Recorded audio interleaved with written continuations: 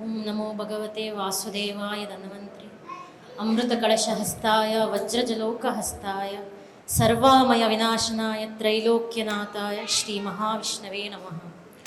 ಶ್ರುತಿಸ್ಮೃತಿಪುರಾಣಾನಾಂ ಆಲಯಂ ಕರುಣಾಲಯಂ ನಮಾಮಿ ಭಗವತ್ಪಾದಂ ಶಂಕರಂ ಲೋಕಶಂಕರಂ. ಸಭೆಗೆಲ್ಲ ಬಂದಿರುವ ಗಣ್ಯರುಗಳಿಗೆ ಹಾಗೂ ಶ್ರೀ ಮಹಾವಿಷ್ಣು ಸ್ವರೂಪಿ ಧನ್ವಂತರಿಯ ಸೇವೆ ಮಾಡಲು ಬಂದಿರುವ ಎಲ್ಲರಿಗೂ ನನ್ನ ನಮಸ್ಕಾರಗಳು.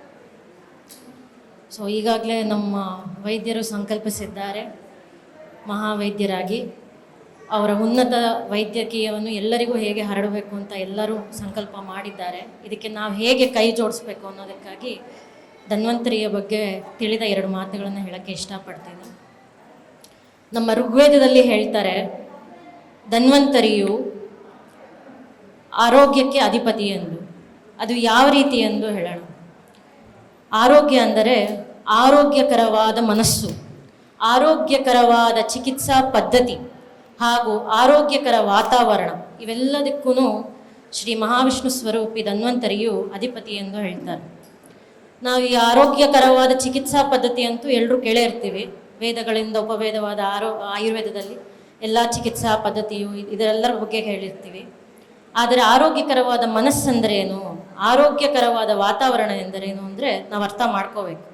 ಯಾಕೆಂದರೆ ಇವರು ಮಾಡಿರೋ ಸಂಕಲ್ಪನ ನಾವು ಈಗಿರೋ ಜನ್ರೇಷನ್, ಮುಂದಿನ ಜನ್ರೇಷನ್ ಎಲ್ಲರೂ ಅರ್ಥ ಮಾಡಿಕೊಂಡು ಈ ಕೆಲಸವನ್ನು ಮಾಡಿದ್ರೆ ಅವರು ಮಾಡಿರುವಂಥ ಪುಣ್ಯ ಕಾರ್ಯಕ್ಕೆ ನಾವೊಂದು ಭಾಗ್ಯಕ್ಕೆ ಸಾಕ್ಷಿಯಾಗ್ಬೋದು. ಆರೋಗ್ಯಕರವಾದ ಮನಸ್ಸು ಅಂದರೆ ನಾವು ಯಾರೇ ಆಗಿರ್ಬೋದು, ಹೇಗೆ ಹುಟ್ಟಿರ್ಬೋದು, ಎಂಥವರೇ ಆಗಿರ್ಬೋದು, ನಮ್ಮ ಮನಸ್ಸಿಗೆ ಒಂದು ಸಂಕಲ್ಪ ಇರುತ್ತೆ. ಆ ಸಂಕಲ್ಪವನ್ನು ತಿಳಿದುಕೊಂಡು ನಡೆಯುವುದೇ ಆರೋಗ್ಯಕರವಾದ ಮನಸ್ಸು. ಈ ಆರೋಗ್ಯಕರವಾದ ಮನಸ್ಸಿನಿಂದ ನಾವು ನಡಿಬೇಕು ಅಂದರೆ ನಮಗೆ ಆರೋಗ್ಯಕರವಾದ ವಾತಾವರಣ ಬೇಕು. ಏನು ಆರೋಗ್ಯಕರ ವಾತಾವರಣ ಅಂದರೆ ನಮ್ಮ ಸುತ್ತಮುತ್ತ ಇರೋ ಕುಟುಂಬ ಇರ್ಬೋದು, ನಮ್ಮ ಫ್ರೆಂಡ್ಸ್ ಇರ್ಬೋದು, ನಮ್ಮ ಕೊಲೀಗ್ಸ್ ಇರ್ಬೋದು, ಯಾರು ಬೇಕಾದರೂ ಇರ್ಬೋದು. ಅದು ಆರೋಗ್ಯಕರವಾಗಿ ಇಟ್ಟುಕೊಳ್ಳೋದನ್ನು ಆರೋಗ್ಯಕರವಾದ ವಾತಾವರಣ ಅಂತ ಹೇಳ್ತಾರೆ. ಇದಕ್ಕೆ ಒಂದು ಒಳ್ಳೆ ಎಕ್ಸಾಂಪಲ್ ಕೊಡಬೇಕು ಅಂದರೆ, ಎಕ್ಸಾಂಪಲ್ ಅಲ್ಲ, ಅವರ ದಾರಿಯಲ್ಲಿ ನಾವು ನಡಿಬೇಕು. ನಮ್ಮ ಜಗದ್ಗುರುಗಳಾದ ಶಂಕರಾಚಾರ್ಯರು ನಡೆದ ದಾರಿಯಲ್ಲಿ ಅವರು ಧರ್ಮಸ್ಥಾಪನೆಗಾಗಿ ಅವರು ಕುಟುಂಬನ ಅಂದರೆ ಒಬ್ಬಂಟಿಯಾದ ತಾಯಿಯನ್ನು ಬಿಟ್ಟು ಬಂದರು. ಅವರ ಆ ಸಾಧನೆಗೆ ಅವತ್ತಿನ ತಾಯಿ ತಡೆ ಹಾಕಿದ್ದಿದ್ರೆ ಆ ಸಾಧನೆ ಆಗ್ತಾ ಇರಲಿಲ್ಲ, ಧರ್ಮಸ್ಥಾಪನೆ ಆಗ್ತಿರಲಿಲ್ಲ, ನಾವೆಲ್ಲರೂ ಈ ರೀತಿಯಾಗಿ ಬದುಕೋದಕ್ಕೆ ಸಾಧ್ಯ ಆಗ್ತಿರಲಿಲ್ಲ. ಆದರೆ ಆ ಧರ್ಮಸ್ಥಾಪನೆಯಲ್ಲೂ ಕೂಡ ಅವರು ಕರ್ಮವನ್ನು ಅವರು ನಡೆಸಿದರು. ಹೇಗೆ ನಡೆಸಿದ್ರು ಅಂದರೆ, ಅವ್ರ ತಾಯಿಗೆ ಮಾತು ಕೊಟ್ಟರು, ಯಾವುದೇ ರೀತಿಯಲ್ಲಾದರೂ ನೀವು ನನ್ನ ನೆನೆಸ್ಕೊಂಡ್ರೆ, ಕರೆದ್ರೆ ನಾನು ಖಂಡಿತವಾಗಿ ಬಂದು ನಾನಿಲ್ಲಿ ನನ್ನ ಕರ್ಮವನ್ನು ಮಾಡ್ತೀನಿ ಅಂತ. ಅದನ್ನು ಮಾತನ್ನು ಉಳಿಸ್ಕೊಂಡು ಅವರು ಧರ್ಮದಿಂದ ಕರ್ಮವನ್ನು ಸಾಧಿಸಿದರು. ಹೌದು, ಅವರು ಕಾರಣ ಜನ್ಮರು. ಆ ಕಾರಣ ಜನ್ಮರಾಗಿದ್ದಾಗಿಂದ ಅದಕ್ಕಾಗಿ ಅವ್ರು ಮಾಡಿದ್ರು. ಆದರೆ ನಮಗೆಲ್ಲ ಹೇಗೆ ಸಾಧ್ಯ ಅಂತ ನಾವೆಲ್ಲ ಪ್ರಶ್ನೆ ಹಾಕೋಬೋದು. ಆದರೆ ಈ ಕಾಲದಲ್ಲೂ ಕೂಡ ನಾವಂಥ ಎಕ್ಸಾಂಪಲ್ಸ್ನ ನೋಡ್ಬೋದು. ಎಲ್ರಿಗೂ ತಿಳಿದಂತೆ 2 ಎಕ್ಸಾಂಪಲ್ನ ಕೊಡೋದಕ್ಕೆ ನಾನು ಇಷ್ಟಪಡ್ತೀನಿ.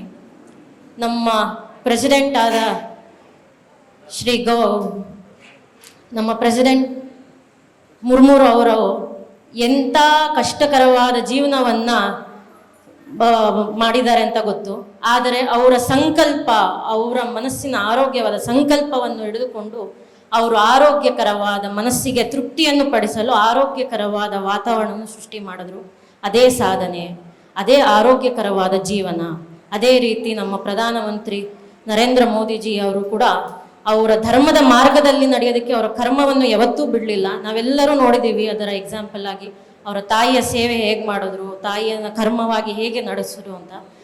ಈ ಥರ ಪ್ರತಿಯೊಬ್ಬ ಮನುಷ್ಯನು ಅವನು ಸಾಧನೆಗೆ ಒಳಗಾಗಬೇಕು ಅಂದರೆ, ಧರ್ಮದ ಮಾರ್ಗದಲ್ಲಿ ನಡಿಬೇಕು ಅಂದರೆ, ಆರೋಗ್ಯಕರವಾದ ಮಾರ್ಗದಲ್ಲಿ ನಡಿಬೇಕು ಅಂದರೆ ನಾವು ಧರ್ಮದ ಸಾಧನೆಗಾಗಿ ಕರ್ಮವನ್ನೂ ಕೂಡ ಜೊತೆಯಲ್ಲೇ ನಡೆಸಿಕೊಂಡು ಹೋಗಬೇಕು ಅಂತ ಹೇಳ್ತೀನಿ. ಇದೆಲ್ಲದಕ್ಕೂ ನಮಗೊಂದು ಅಸ್ತಿತ್ವ ಇದೆ. ಇದನ್ನು ನಮ್ಮ ಶಂಕರರು ನಮಗೆ ತಳಪಾಯರಾಗಿ ಮಾಡಿಕೊಟ್ಟಿದ್ದಾರೆ. ಇದು ಹೇಗೆ ಅಂತ ಒಂದು ಹೇಳ್ತೀನಿ. ಒಂದು ನಿಗೂಢವಾದ ಕತೆ ಇದು.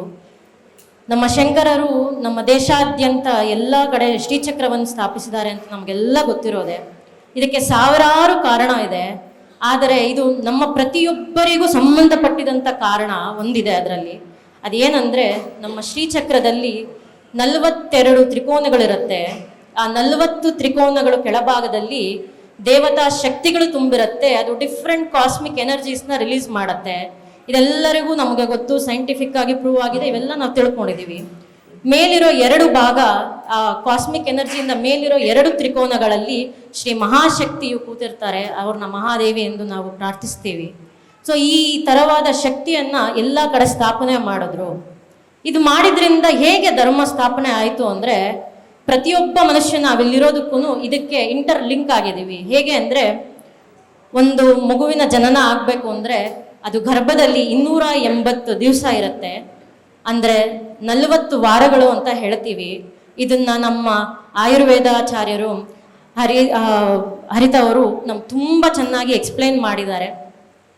ಸೊ 40 ವಾರಗಳ ನಂತರ ಗರ್ಭವಾಸ ವೈರಾಗ್ಯವಾಗಿ ಅದು ಆಚೆ ಬರುತ್ತೆ. ಆ ಗರ್ಭವ್ಯಾಸ ವೈರಾಗ್ಯದಿಂದ ಆಚೆ ಬಂದ ಮೇಲೆ ಈ 2 ವಾರಗಳಲ್ಲಿ ಅದು ಪರಿಪೂರ್ಣವಾಗಿ ಅದು ಆಯುಸ್ಸನ್ನು ಪಡ್ಕೊಳ್ಳುತ್ತೆ. ಈ ಗರ್ಭದಲ್ಲಿ ಇರಬೇಕಾದ್ರೆ ಪ್ರತಿಯೊಂದು ಮಹಿಳೆಯನ್ನು ತಾಯಿ ಅನ್ನಲ್ಲ, ಗರ್ಭಿಣಿ ಅಂತಾರೆ. ಆದರೆ ಜನನ ಆದ ನಂತರ 41-42 ವಾರಗಳಲ್ಲಿ ಅವಳ ಬ್ಲೀಡ್ ಕಂಪ್ಲೀಟ್ ಆಗಿ ನಿಂತ ಮೇಲೆ ಅವಳನ್ನು ತಾಯಿ ಅಂತ ಕರೀತಾರೆ, ರಕ್ತಸ್ರಾವ ನಿಂತ ಮೇಲೆ. ಈ ರೀತಿಯಾಗಿ ತಾಯಿ ಹೇಗೆ ರಕ್ಷಣೆ ಮಾಡ್ತಾಳೋ ಅದೇ ರೀತಿಯಾಗಿ ಶಂಕರರು ಪ್ರತಿಯೊಬ್ಬ ಮನುಷ್ಯನಿಗೂ ಧರ್ಮ ರಕ್ಷಣೆ ಆಗಲಿ ಅಂತ ಈ ಶ್ರೀಚಕ್ರವನ್ನು ಸ್ಥಾಪಿಸಿದ್ದಾರೆ. ಈ ಥರ ಧರ್ಮ ಕಾರ್ಯಗಳನ್ನು ಎಲ್ಲ ಮಾಡಿರ್ಬೇಕಾದ್ರೆ ನಾವು ಮನುಷ್ಯರಾಗಿ ಅದನ್ನು ಅರ್ಥ ಮಾಡಿಕೊಂಡು ನಾವು ನಡ್ಕೊಂಡು ಹೋಗ್ಬೇಕು. ಅದು ನಮ್ಮ ಜವಾಬ್ದಾರಿ. ಈ ಧರ್ಮ ಕಾರ್ಯಗಳಲ್ಲಿ ಎಲ್ಲರೂ ಉನ್ನತ ಸ್ಥಾನದಲ್ಲಿರಬೇಕು ಅಂತ ಹೇಳ್ತೀನಿ. ಆ್ಯಸ್ ಎ ಡಾಕ್ಟರ್ ನನ್ನ ಏನು ಹೇಳಕ್ಕೆ ಇಷ್ಟಪಡ್ತೀನಿ ಅಂದರೆ, ಪ್ರತಿಯೊಬ್ಬ ಮನುಷ್ಯನು ನಮ್ಮ ಹೃದಯದಂತಿರಬೇಕು. ಏನಕ್ಕೆ ಹೃದಯದಂತಿರಬೇಕು ಅಂದರೆ, ನಮ್ಮಲ್ಲಿ ಎಲ್ಲ ಮೇಜರ್ ಆರ್ಗನ್ಸ್ ಇದೆ, ಬ್ರೈನ್ ಇದೆ, ಲಿವರ್ ಇದೆ, ಬಿಗ್ಗೆಸ್ಟ್ ಆರ್ಗನ್ ಇದೆ, ಎಲ್ಲ ಇದೆ. ಆದರೆ ಹೃದಯ ಥರ ಏನಕ್ಕೆ ಇರಬೇಕು ಅಂದರೆ, ನಮ್ಮ ದೇಹದಲ್ಲಿ ಎಲ್ಲ ಕಡೆಗೂ ಕ್ಯಾನ್ಸರ್ ಕಾಯಿಲೆ ಬರುತ್ತೆ, ಆದರೆ ಹೃದಯಕ್ಕೆ ಮಾತ್ರ ಕ್ಯಾನ್ಸರ್ ಕಾಯಿಲೆ ಬರೋದಿಲ್ಲ. ಏನಕ್ಕೆ ಅಂದರೆ ಅದಕ್ಕೆ ಯಾವುದೇ ಥರದ ಮ್ಯುಟೇಷನ್ ಅವಶ್ಯಕತೆ ಇಲ್ಲ. ಸೊ ಮ್ಯುಟೇಷನ್ ಅಂದರೆ ಏನು, ಬದಲಾವಣೆಯ ಅವಶ್ಯಕತೆ ಇಲ್ಲ. ನಮ್ಮ ತಂದೆ ತಾಯಿ ಕೊಟ್ಟಿರೋಂಥ ಹೃದಯದಲ್ಲೇ ನಾವು ಬದುಕಿನಿಂದ ಸಾವಿನವರೆಗೂ ನಾವು ಹೋಗ್ತೀವಿ. ಸೊ ನಮಗೆ ಯಾವುದೇ ತಳಪಾಯವನ್ನು ನಾವು ಜರುಗಿಸಿ ಅದರ ಚೇಂಜ್ ಮಾಡೋದಕ್ಕಾಗಲಿ, ಧರ್ಮವನ್ನು ಚೇಂಜ್ ಮಾಡಿದ್ರೆ ನಡೆಯೋದಕ್ಕಾಗಲಿ ನಾವು ಪ್ರಯತ್ನ ಪಟ್ಟರೆ ಅದು ಕಷ್ಟ ಆಗುತ್ತೆ. ಸೊ ನಾವು ಹೃದಯವಂತರಾಗಿ ನಡ್ಕೊಳ್ಬೇಕು. ಕೊನೆಯದಾಗಿ, ಈ ಸೃಷ್ಟಿಯ ಜ್ಞಾನವನ್ನು ಅರ್ಥ ಮಾಡ್ಕೊಳ್ಳೋದಕ್ಕೆ ವಿಜ್ಞಾನವಿರುವುದೇ ಹೊರತು ಸೃಷ್ಟಿಯನ್ನು ವಿಘ್ನ ಮಾಡುವುದಕ್ಕೆ ವಿಜ್ಞಾನವಿಲ್ಲ ಎಂದು ಹೇಳುತ್ತಾ ನನ್ನ ಮಾತುಗಳನ್ನು ಮುಗಿಸ್ತೇನೆ.